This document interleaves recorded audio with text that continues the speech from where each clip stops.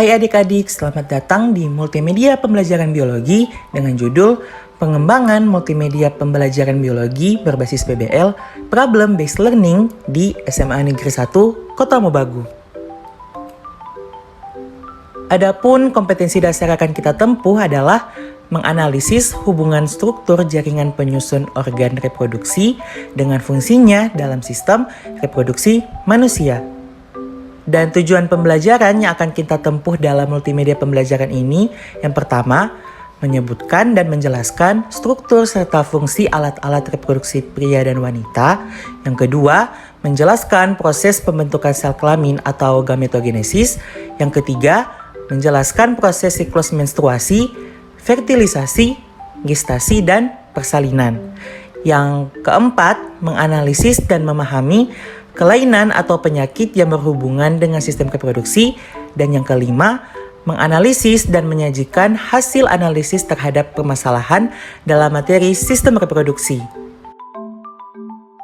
Sebelum pembelajaran dimulai, silahkan anak-anak sekalian menyiapkan buku dan alat tulis menulis untuk mencatat hal-hal yang penting dalam pembelajaran ini. Nah, anak-anak, saya akan memberikan 4 permasalahan untuk membuka pembelajaran.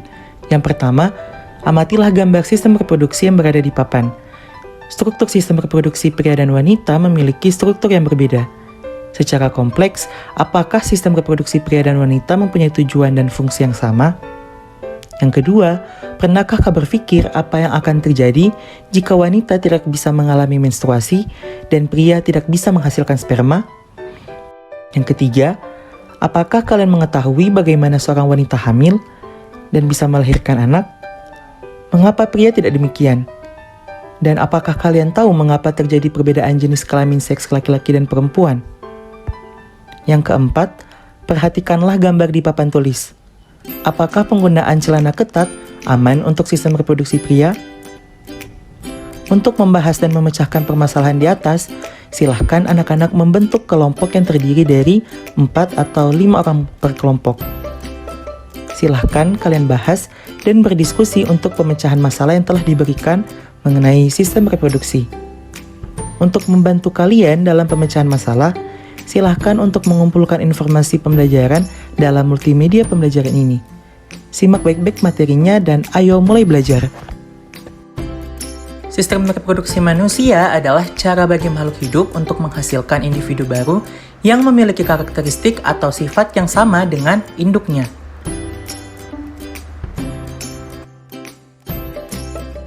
Dalam materi sistem reproduksi manusia dibedakan oleh 2. Yang pertama, sistem reproduksi pria dan sistem reproduksi wanita.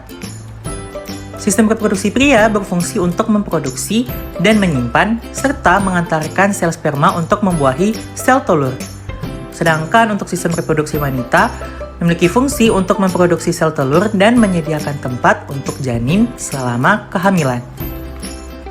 Kedua fungsi tersebut saling melengkapi dalam proses sistem reproduksi. Tujuan utama dari sistem reproduksi pria dan wanita adalah untuk berkembang biak atau mendapatkan keturunan.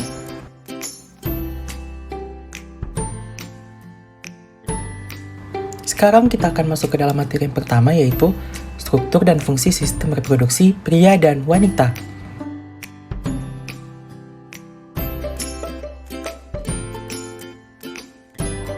Sistem reproduksi pria dibagi atas 3, yaitu sistem reproduksi dalam, sistem reproduksi luar, dan saluran reproduksi.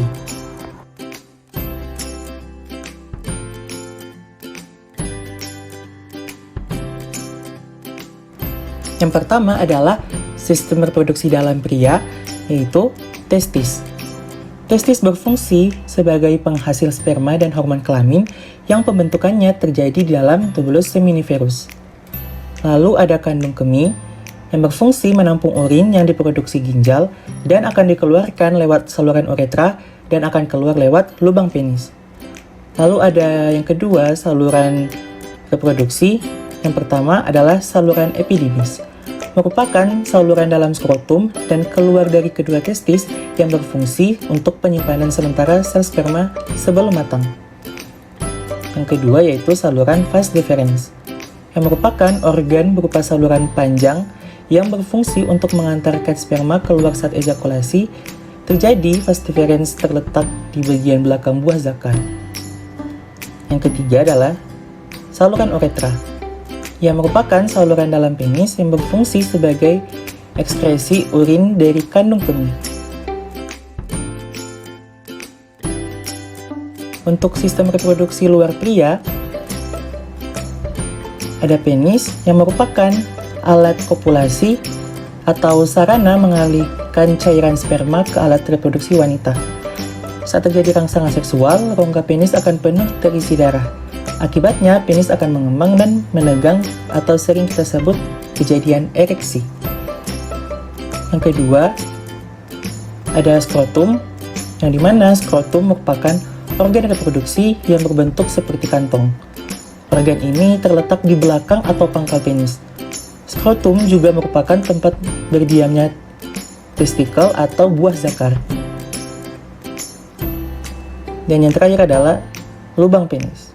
Lubang penis merupakan bukaan dari saluran uretra yang berfungsi akan menjadi tempat keluarnya urin dan cairan sperma.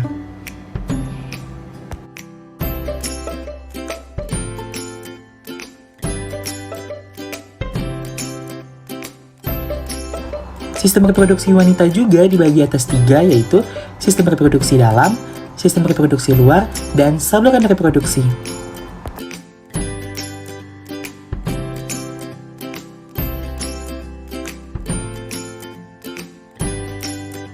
Sama halnya juga dengan sistem reproduksi pria, sistem reproduksi wanita juga memiliki alat sistem reproduksi dalam.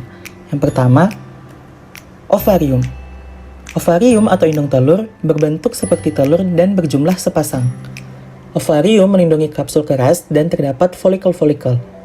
Setiap folikel mengandung satu sel telur yang berfungsi memberikan makanan dan melindungi sel telur yang sedang berkembang hingga matang. Setelah sel telur matang, folikel akan mengeluarkannya dari ovarium dan proses ini disebut dengan ovulasi. Yang kedua adalah uterus atau rahim. Uterus adalah organ tebal dan berotot yang dapat mengembang selama masa kehamilan. Bentuknya seperti buah pir yang berfungsi sebagai tempat pertumbuhan dan perkembangan janin. Pada bagian bawah uterus terdapat struktur yang mengecil. Bagian ini disebut serviks atau leher rahim. Yang ketiga ada vagina. Vagina merupakan saluran dengan dinding dalam berlipat-lipat dan memanjang dari leher ke arah vulva sepanjang 7-10 cm. Vagina berfungsi sebagai saluran kelahiran yang dilalui bayi saat lahir dan juga berfungsi sebagai tempat kopulasi. Saluran reproduksi wanita ada tuba falopi yang merupakan saluran reproduksi yang berfungsi sebagai jalur sel telur menuju ke uterus.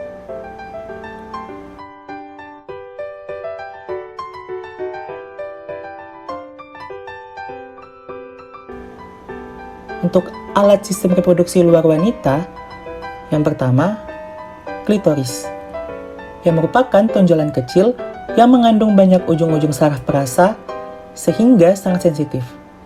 Klitoris ditutupi oleh lipatan kulit yang disebut preputium atau prepusium, yang mirip dengan kulup di ujung penis, dan klitoris akan bereaksi bila ada rangsangan. Yang kedua adalah labia mayora, merupakan lipatan yang jumlahnya sepasang di bawah pubis yang berperan penting untuk melindungi area kewanitaan dan kuman atau kotoran. Labia mayora mengandung kelenjar keringat dan kelenjar penghasil minyak. Yang ketiga ada labia minora. Bagian dalam labia mayora terdapat lipatan berkelenjar tipis, tidak berlemak dan berjumlah sepasang. Labia minora ini berfungsi sebagai pelindung vagina dan uretra. Fungsi utama dari labia mayora dan labia minora adalah sebagai pelindung vagina. Yang keempat adalah prepusium, merupakan lapisan luar yang berada di atas klitoris.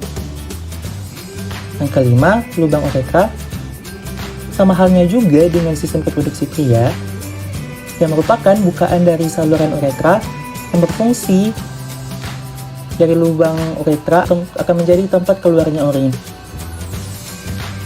Lubang vagina merupakan saluran yang menghubungkan serviks atau lele rahim ke bagian luar tubuh. Letak vagina tepatnya di belakang kandung kemih, agak lebih rendah dari rahim. Fungsi dari organ ini adalah sebagai jalan lahir bayi saat persalinan, serta tempat keluarnya darah saat menstruasi. Vagina juga menjadi jalur akses sperma untuk menuju ke rahim. Yang terakhir adalah anus, yang berfungsi untuk membuang feses dari saluran pencernaan. Sekarang kita masuk ke materi kedua, yaitu pembentukan sel kelamin atau gametogenesis. Pembentukan sel kelamin adalah proses untuk menghasilkan sel kelamin atau sel gamet, yaitu sel sperma atau sel ovum. Proses ini disebut sebagai gametogenesis. Spermatogenesis merupakan nama dari proses pembentukan sel sperma di tubulus seminiferus testis.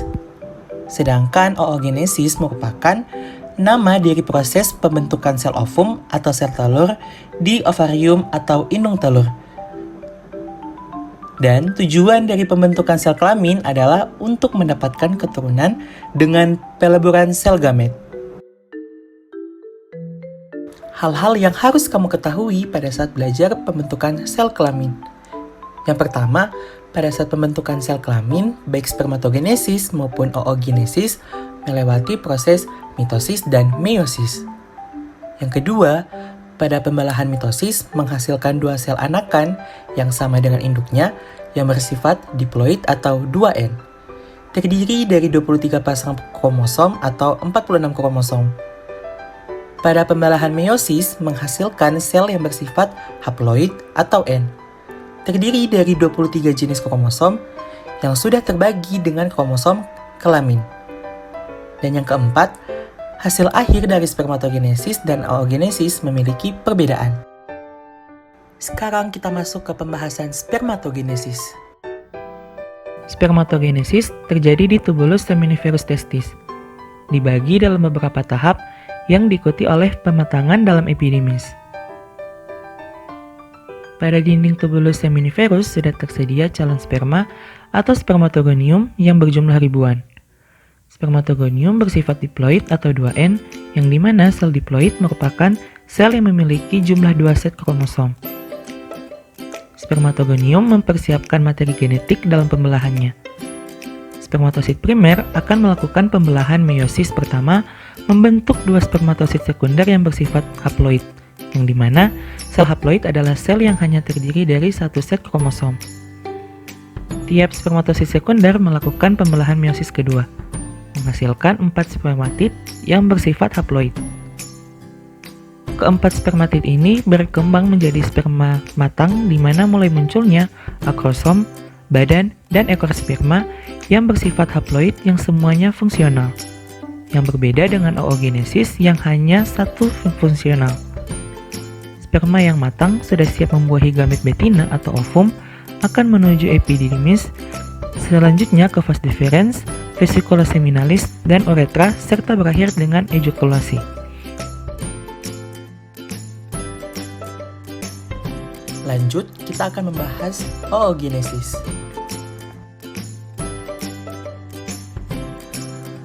Proses oogenesis untuk pembentukan sel telur terjadi di ovarium atau indung telur.